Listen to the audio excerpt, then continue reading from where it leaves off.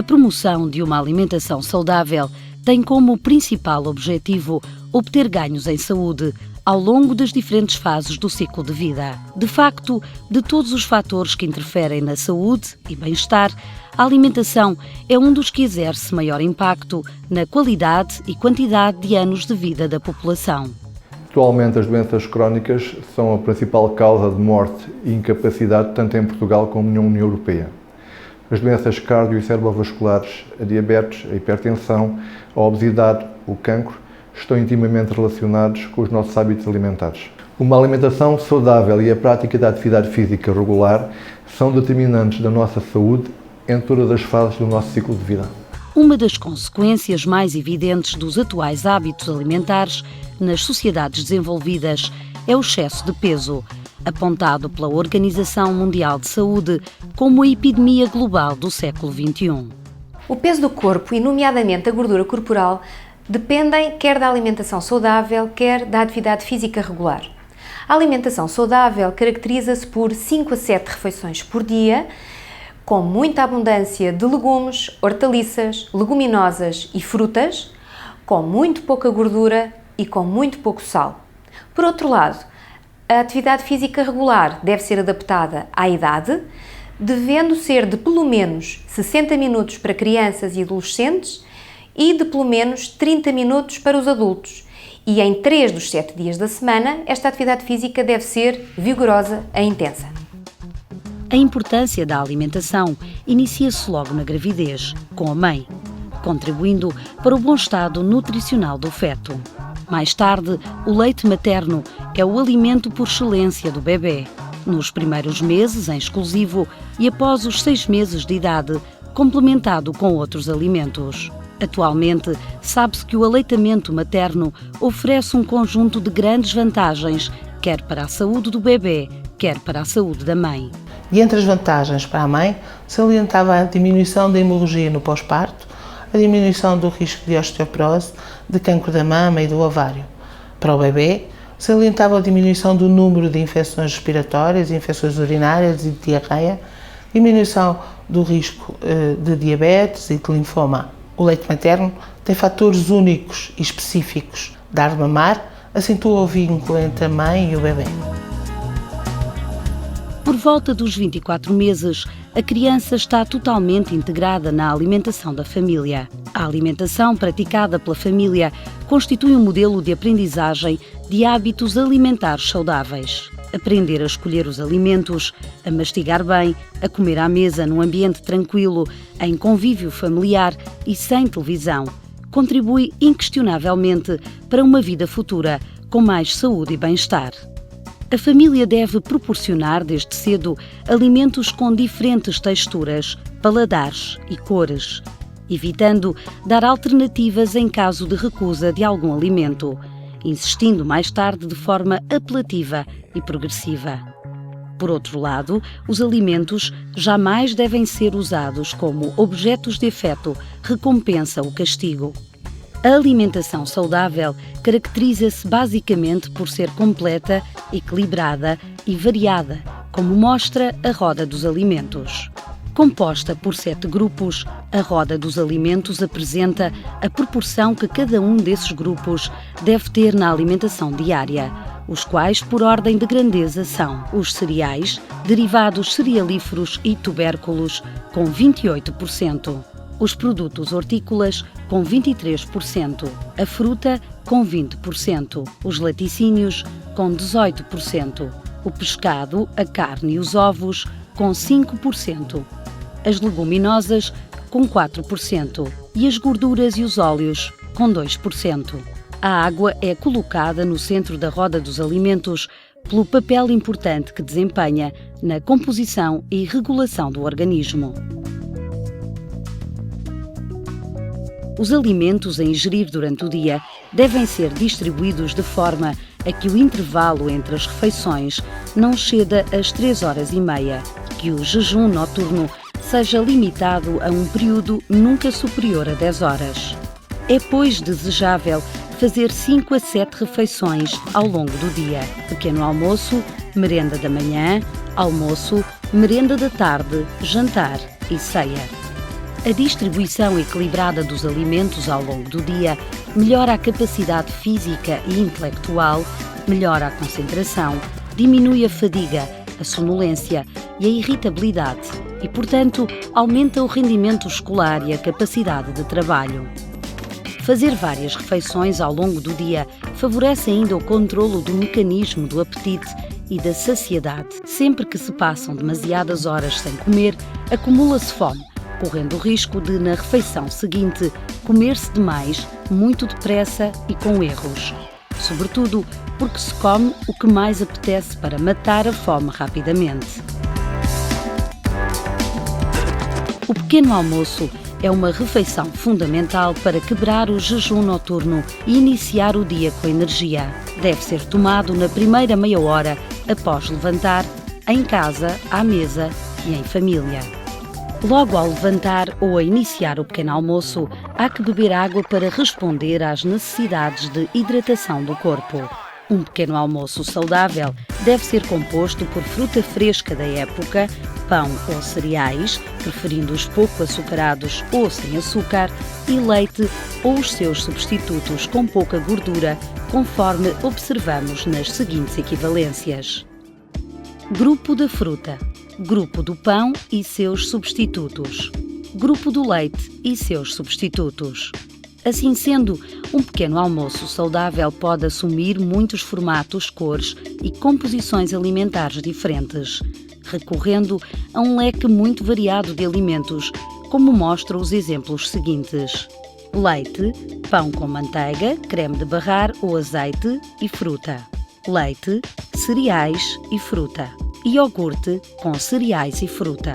Batido de fruta, pão com manteiga, creme de barrar ou azeite. Sumo de fruta natural e pão com queijo. Fruta e flocos de aveia preparados com leite. As merendas da manhã ou da tarde são importantes refeições entre o pequeno almoço e o almoço e entre o almoço e o jantar. Além de garantirem a manutenção de uma boa concentração e bom rendimento físico, ainda permitem uma boa gestão do apetite, prevenindo a acumulação de fome para a refeição seguinte. Estas refeições podem ser constituídas por mais ou menos alimentos, dependendo do número de horas que medeiam a refeição anterior e a seguinte. A título exemplificativo, aqui ficam algumas sugestões de merendas mais ricas. Fruta e sandes, fruta, leite ou iogurte e bolachas ou tostas, fruta, leite ou iogurte e sandes, leite ou iogurte e sandes, leite ou iogurte e cereais. E algumas sugestões de merendas mais leves. Leite ou iogurte e meia sandes, leite ou iogurte e bolachas ou tostas, fruta e leite ou iogurte, fruta e bolachas ou tostas, fruta, leite ou iogurte e bolachas ou tostas. Como entre o pequeno almoço e o almoço passam habitualmente menos horas, a merenda da manhã pode ser uma refeição mais leve do que a merenda da tarde, dado que habitualmente passam mais horas entre o almoço e o jantar.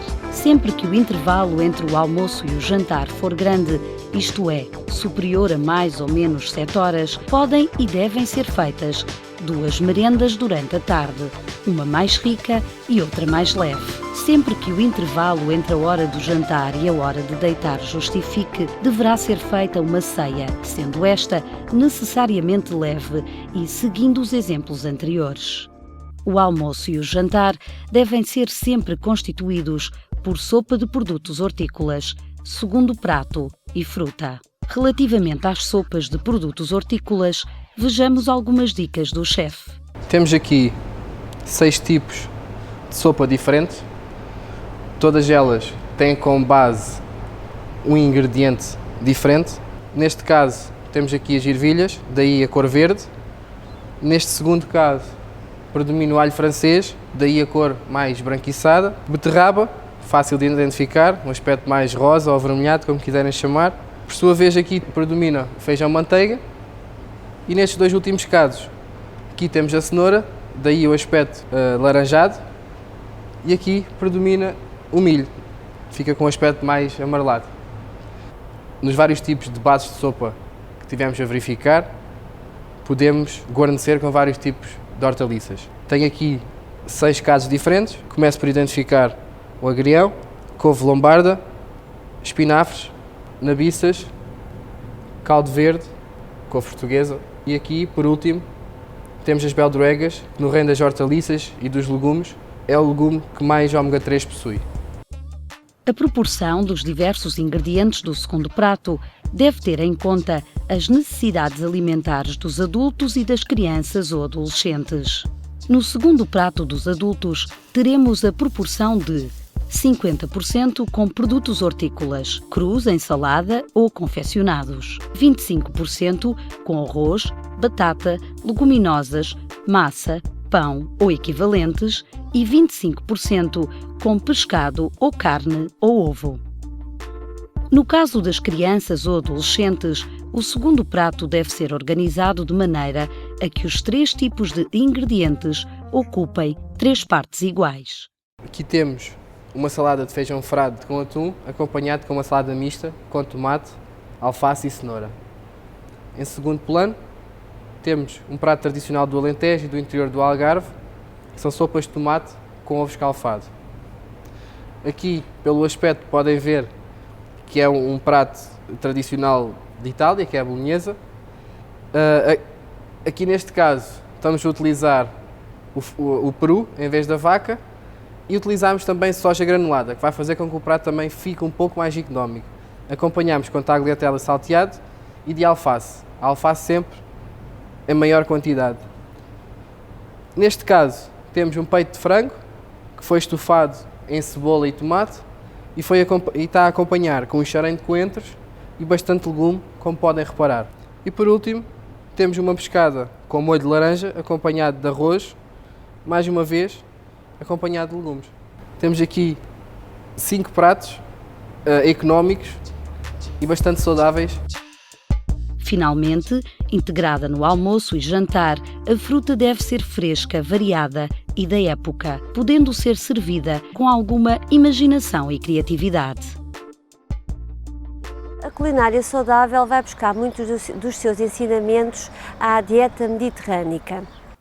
Destaque em particular as ervas aromáticas e o azeite, cujo consumo torna a nossa alimentação mais saudável e saborosa. O uso das ervas aromáticas permite realçar o sabor dos alimentos e reduzir a adição de sal, cujo consumo excessivo leva ao desenvolvimento de hipertensão arterial. Por outro lado, o azeite deve ser a gordura preferida para cozinhar e o seu consumo moderado ajuda a controlar os níveis sanguíneos de colesterol. É importante que as crianças e os adolescentes participem no planeamento das refeições da família e colaborem na compra dos alimentos. Nesta tarefa, é imprescindível elaborar previamente uma lista com os alimentos necessários, preferindo os mais saudáveis, os nacionais e os da região. Os espaços comerciais promovem muitas vezes a compra de alimentos hipercalóricos, com muita gordura e muito sal. A título de exemplo, vejamos o que contém 100 gramas de batata frita, ou o equivalente a uma lata de refrigerante.